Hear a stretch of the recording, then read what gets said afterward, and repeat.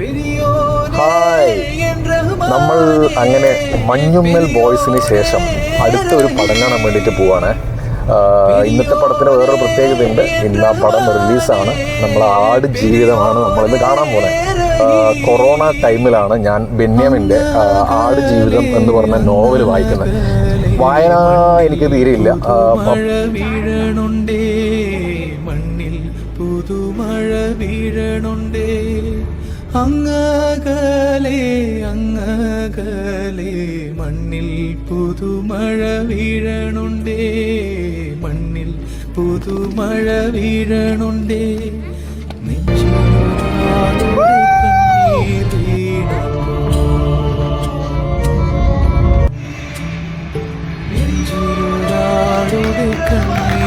അങ്ങനെ നമ്മൾ മൂവി കണ്ട് ശരിക്കും പറഞ്ഞാൽ എക്സൈറ്റ് ആയതുപോലെ തന്നെ അടിപൊളി മൂവിയായിരുന്നു.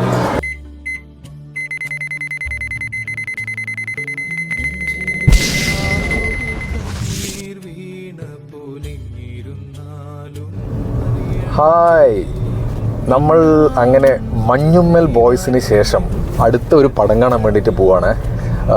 ഇന്നത്തെ പടത്തിന് വേറൊരു പ്രത്യേകതയുണ്ട്. ഇന്ന് ആ പടം റിലീസാണ്. നമ്മൾ ആട് ജീവിതമാണ് നമ്മളിന്ന് കാണാൻ പോകുന്നത്.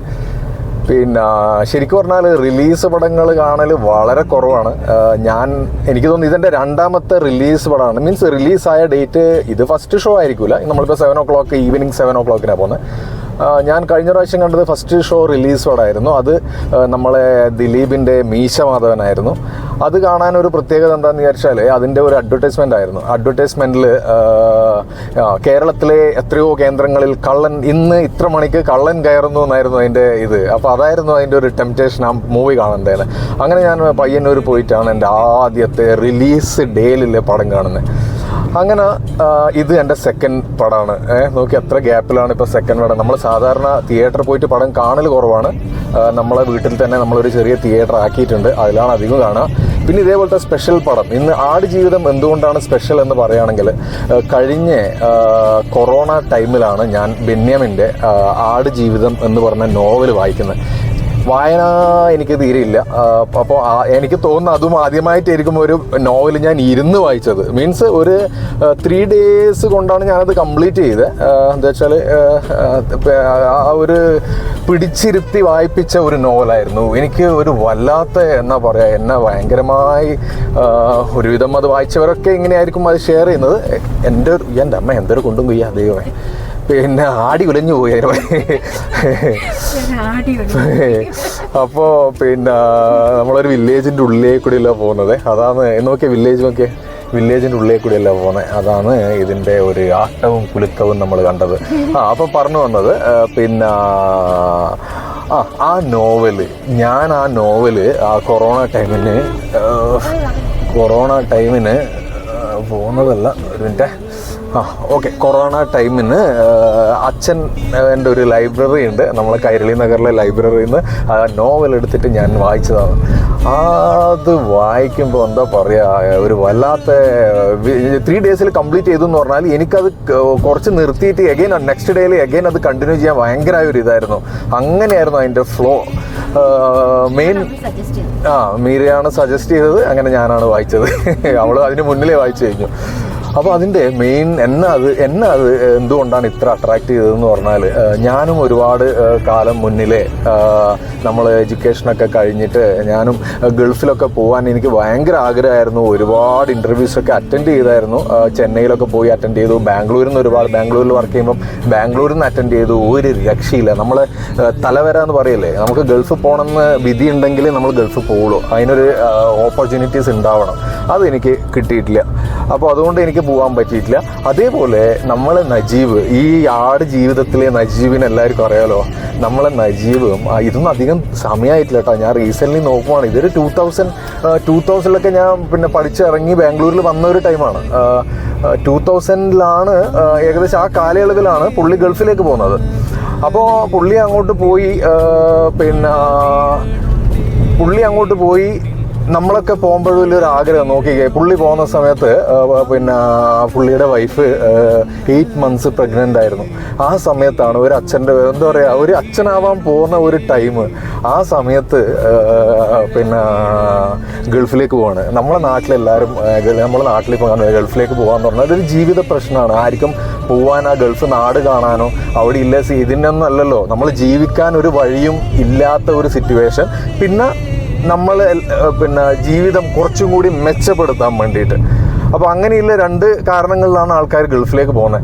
അങ്ങനെ പിന്നെ നമ്മൾ പോകുമ്പം നമ്മൾ പോവാത്ത സ്ഥലത്തേക്ക് പോകുമ്പോൾ നമുക്കൊരു ഇമാജിനറി ഉണ്ടാവുന്നു. നമ്മളോ ഇങ്ങനെ ഗൾഫിൽ എവിടെയായിരുന്നു, അപ്പോൾ നമുക്ക് ഇതായിരുന്നു ജോലി എന്ന് പറയുന്നു, നമുക്ക് ആ ജോലി കിട്ടുന്നു, ആ ജോലി കിട്ടിയിട്ട് നല്ലോണം പൈസ ഉണ്ടാക്കുന്നു, നാട്ടിലയക്കുന്നു, നാട്ടിലെ ജീവിതം മെച്ചപ്പെടുത്തുന്നു, കുറച്ച് കഴിഞ്ഞിട്ട് ലീവിന് നഗൈ നാട്ടിൽ വരുന്നു. അങ്ങനെ തന്നെയായിരുന്നു നജീബും വിചാരിച്ചത്. പടം കാണുന്നതിന് മുന്നിലാണ് ഞാൻ പറയുന്നത്, എൻ്റെ സ്റ്റോറിയാണ്, നമ്മളെ ബെന്യാമിൻ്റെ സ്റ്റോറിയിലുള്ള നജീബിനെയാണ്. അപ്പം എനിക്ക് ഈ പടം കാണുമ്പോഴും ഇതൊക്കെ പിന്നെ ആയിരുന്നു അത് പിടിച്ചിരുത്തി വായിക്കാൻ വേണ്ടിയിട്ടില്ല. അപ്പോൾ പിന്നെ എല്ലാവരും പോകുന്നത് ഇതേ കാരണം കൊണ്ട്. അപ്പം നജീബും നമ്മൾ 8 മാസം ഗർഭിണിയായ ഭാര്യയും വിട്ടിട്ട് പുതിയ ഒരു ജീവിതത്തിന് കെട്ടിപ്പടുക്കാൻ വേണ്ടിയിട്ട് പുള്ളിയും പോവാണ്. കഷ്ടകാലത്തിന് പുള്ളി എത്തിപ്പെടുന്ന എത്തി വിചാരിച്ച പോലെയൊന്നുമല്ല കാര്യങ്ങൾ. ചിലപ്പം പറയുന്നില്ല, ഇവിടുന്ന് ഫയർ ആൻഡ് സേഫ്റ്റി പഠിക്കുന്നു, അവിടെ പോയിട്ട് സെക്യൂരിറ്റീൻ്റെ ജോലി എടുക്കുന്നു, ഇവിടുന്ന് പിന്നെ അങ്ങനെ പല ആൾക്കാർ എൻജിനീയറിങ് കഴിഞ്ഞിട്ട് അവിടെ പോയിട്ട് ഡ്രൈവറുടെ ജോലി എടുക്കുന്നു. അങ്ങനെ പലതും നമ്മൾ വിചാരിക്കുന്ന പോലെയൊന്നല്ല സിറ്റുവേഷൻസ് നമ്മൾ പുറത്ത്. പിന്നെ ഫൈനലി നമ്മൾ അതിന് അഡോപ്റ്റഡ് ആവും. നമുക്ക് salary end of the day നമുക്കൊരു സാലറി കിട്ടുന്നുണ്ടെങ്കിൽ ആ സാലറി മതി എന്ന് വെച്ചിട്ട് നമ്മൾ ചെയ്യുക. അപ്പോൾ ഇതൊരു സർവൈവൽ സ്റ്റോറിയാണ്. നജീബ് അവിടെ എത്തിയിട്ട്, നജീബ് എന്ന് പറയുന്നത് ഇതൊരു വ്യക്തി എന്ന്, ഇതിനെ പോലെ തന്നെ ഒരുപാട് നമ്മൾ ഗദാമേൻ്റെ പടം കണ്ടു, ഇതൊരു ട്രാപ്പ് പോലെ നമ്മൾ കുടുങ്ങുകയാണ്. പിന്നെ തിരിച്ചു വരുമോ? ചില ആൾക്കാർ തിരിച്ചു വരത്തില്ല, ചില ആൾക്കാർ ആ കുടുക്കിൽപ്പെട്ടില്ല, അവിടെ തന്നെ ജീവിതം കഴിയുന്നു. പിന്നെ നാടുമില്ല, നാട്ടിലെ വെയിറ്റ് ചെയ്ത് ആൾക്കാരൊക്കെ അവിടെ വിഷമിച്ചിരിക്കുമെന്നല്ലാണ്ട്. അപ്പം അങ്ങനെ ഒരു സർവൈവലിൻ്റെ അതിജീവനത്തിൻ്റെ ഒരു കഥയാണ്. അങ്ങനെ ഒരുപാട് ആൾക്കാർക്ക്. അപ്പം നമ്മൾ ആ ഇന്നത്തെ ഒരു പിന്നെ ഈ റിലീസ് ഡേയിൽ തന്നെ നമ്മളിത് ബുക്ക് ചെയ്യാൻ കാരണവും അതാണ്. നമ്മൾ ഈ നോവൽ വായിക്കുമ്പോൾ നമ്മൾ ഓൾറെഡി നമ്മൾ തന്നെയാണ് ആ ക്യാരക്ടർ. ഇന്നിപ്പോൾ പൃഥ്വിരാജ് നജീബിനെ ചെയ്യുന്നു. ആ നജീബ് നമ്മൾ ഈ നോവൽ വായിക്കുമ്പോൾ നമ്മൾ ഒരാൾ രൂപം നമ്മൾ അതിന് കൊടുത്തിട്ടുണ്ടാവും. ഈ ബുക്ക് വായിക്കുമ്പോൾ അങ്ങനെയാണല്ലോ, നമ്മൾ ഓരോ കഥാപാത്രത്തിനും നമ്മളതായ, ഇപ്പം ഞാൻ വായിക്കുമ്പം ഞാൻ അതിനൊരു രൂപം കൊടുക്കും, മീര വായിക്കുമ്പോൾ മീര ഒരു രൂപം കൊടുത്തിട്ടുണ്ടാവും. അങ്ങനെ വായിച്ചവരൊക്കെ അവരെ ഒരു അർബാബ് വരുന്നു, അർബാബ് ഒരു വില്ലനായിട്ട് വരുന്നു, ആ പുള്ളി അത് ബെന്യാമിൻ ആ ലെവലിൽ എഴുതിയിട്ടുണ്ട്. അതിന് വളരെ വ്യക്തമായിട്ട് നമുക്ക്, അതുകൊണ്ടാണ് നല്ല ഫ്ലോ ആണ് ആ നോവൽ.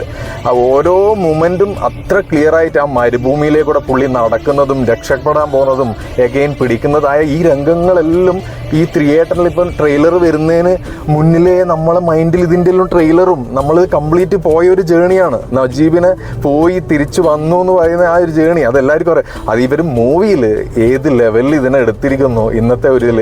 പിന്നെ അതിൻ്റെ പൃഥ്വിരാജ് നജീബായിട്ട് ഞാൻ വിചാരിച്ചു എന്തിനാ പൃഥ്വിരാജിനെ സെലക്ട് ചെയ്ത്. പിന്നെ പുള്ളിയുടെ ഒരു ഡെഡിക്കേഷൻ എന്ന് പറഞ്ഞാൽ ആ കുറേ ഇൻ്റർവ്യൂസ് എല്ലാം കാണുന്നുണ്ട്. പ്രത്യേകിച്ച് ഒരുപാട് നാൾ ഇതിനു വേണ്ടി പിന്നെ നജീബിൻ്റെ ആ ഇനീഷ്യൽ സ്റ്റേജ് പ്രശ്നമില്ല, ആ അവസാന സ്റ്റേജിൽ ഭക്ഷണം കിട്ടാതെയും ആ ഒരു ലെവലിൽ ആട്ടും പാല് മാത്രം കുടിച്ചിട്ടുള്ള ജീവിതവും അങ്ങനെയുള്ള ഒരു ജീവിതമായിരുന്നു നജീബിന്. ആ സമയത്തിൽ നജീബിനെ ആക്കണ്ടെങ്കിൽ പുള്ളി ആകെ വെയിറ്റ് കുറക്കാൻ വേണ്ടിയിട്ട് പൃഥ്വിരാജ് ഭയങ്കര ഒടുക്കത്തെ ഡെഡിക്കേഷനാണ്. അത്രയും വെയിറ്റൊക്കെ കുറച്ച് പുള്ളിയൊക്കെ അത്രയും കഷ്ടപ്പെട്ട് എടുത്തൊരു മൂവിയാണ്. അപ്പോൾ അതെല്ലാം കൊണ്ടാണ് നമ്മൾ റിലീസിൻ്റെ അന്ന് തന്നെ പിന്നെ ഇത് വെയിറ്റ് ചെയ്യായിരുന്നു. കുറേ കാലമായിട്ട് ഈ പടം വരാൻ വെയിറ്റ് ചെയ്യായിരുന്നു. നമ്മൾ വായിച്ചതായതുകൊണ്ടും അങ്ങനെ ഒരു വെയിറ്റിങ്ങിലായിരുന്നു. പിന്നെ നമ്മൾ ബ്ലെസ്സിൻ്റെ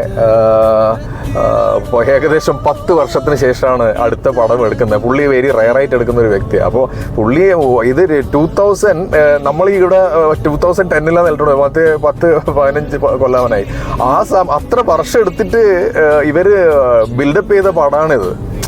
അപ്പം എന്താ പറയുക, അത്രയും കഷ്ടതകൾ ഇതിൻ്റെ പുറകിലുണ്ട്, അത്രയും എഫേർട്ട് ഇതിൻ്റെ പുറകിലുണ്ട്.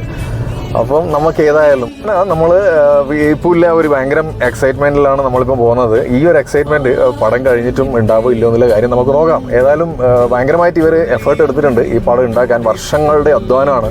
അപ്പോൾ അതിൻ്റെ ഒരു റിസൾട്ടാണ് ഈ മൂവി. അപ്പോൾ മൂവി സൂപ്പറായിരിക്കും എന്ന് വിചാരിക്കുന്നു. അപ്പം നമുക്ക് ഏതായാലും വെയിറ്റ് ആൻഡ് സീ കണ്ടു കഴിഞ്ഞിട്ട് നമുക്ക് ഇതിനെപ്പറ്റി ഇനി സംസാരിക്കാം. Okay, bye. നമ്മളങ്ങനെ മീനാക്ഷി മാളിലെത്തി. നമ്മൾ ബനാർഘട്ട റോഡിലെ മീനാക്ഷി മാളിലാണ് ഇന്ന് പടം കാണാൻ വന്നിരിക്കുന്നത്.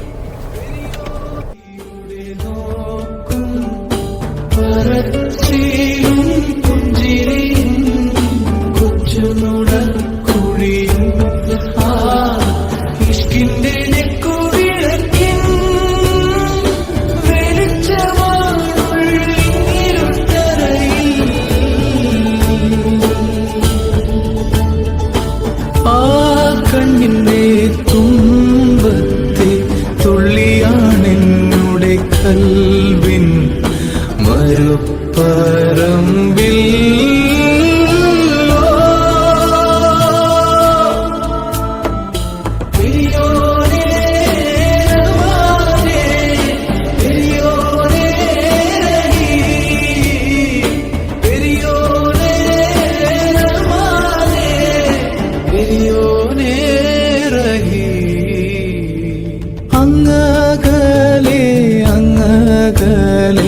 മണ്ണിൽ പുതുമഴ വീഴണുണ്ടേ, മണ്ണിൽ പുതുമഴ വീഴണുണ്ടേ.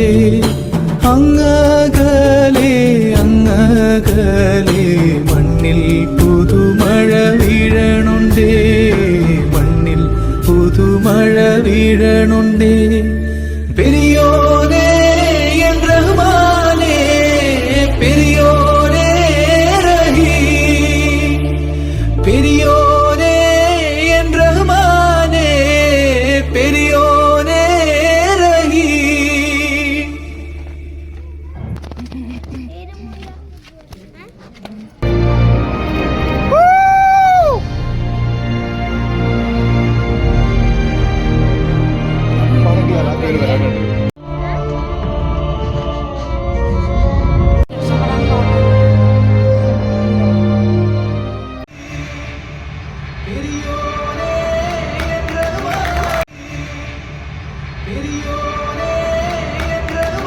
പുതുമഴ വീഴണുണ്ടേ, അങ്ങകലെ അങ്ങകലെ മണ്ണിൽ പുതുമഴ വീഴണുണ്ടേ, മണ്ണിൽ പുതുമഴ വീഴണുണ്ടേ.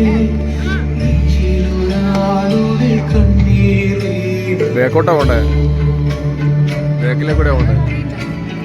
അങ്ങനെ നമ്മൾ മൂവി കണ്ട് ശരിക്കും പറഞ്ഞാൽ എക്സൈറ്റ് ആയതുപോലെ തന്നെ അടിപൊളി മൂവി ആയിരുന്നു. ഒരു രക്ഷയില്ല. ഒന്നാ പറയാ, നമ്മൾ നജീബിൻ്റെ ജീവിതം നമ്മളെ നോവൽ വായിച്ചതുകൊണ്ടും നമുക്ക് ആ പല ഈ സീന് പോകുമ്പോഴും നമ്മൾ ഓൾറെഡി കണ്ട ഒരു ഫീല് തോന്നുന്നുണ്ട് നോവൽ വായിച്ചുകൊണ്ട്. പിന്നെ ബെന്യാമിൻ്റെ സ്റ്റോറി അതേപോലെ തന്നെയാണ് അവരെടുത്തിട്ടുള്ളത്.